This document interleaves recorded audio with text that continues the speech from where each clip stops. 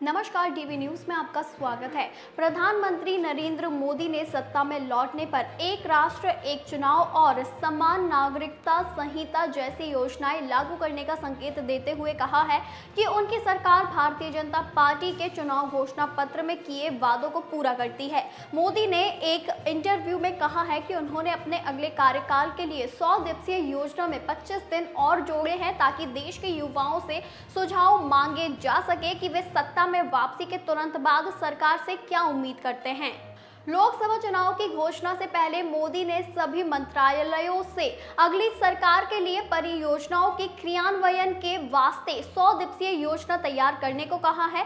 उन्होंने कहा है कि अब मैंने इस योजना में 25 दिन और जोड़े हैं जिस दौरान मैं भारत की युवा शक्ति की राय लूंगा।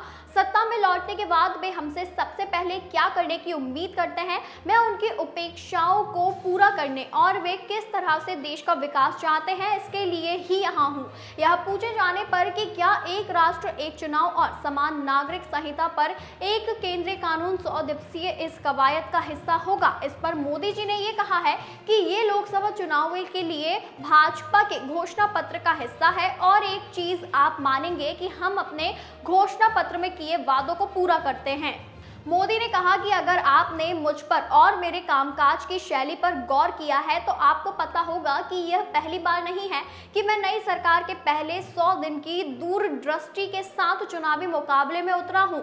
मैं तब से ये करता रहा हूं जब मैं गुजरात का मुख्यमंत्री था। साथ ही उन्होंने कहा कि उनके दिमाग में 2014 और 2019 में भी एक योजना थी और सरकार बनने के बाद ही काम शुरू भी हो गया था। उन्होंने कहा कि 2019 में हमारी सरकार के पहले 100 दिन में अनुच्छेद 370 निरस्त करने और 3 तलाक के खिलाफ कानून पारित करने जैसे ऐतिहासिक कदम उठाए गए।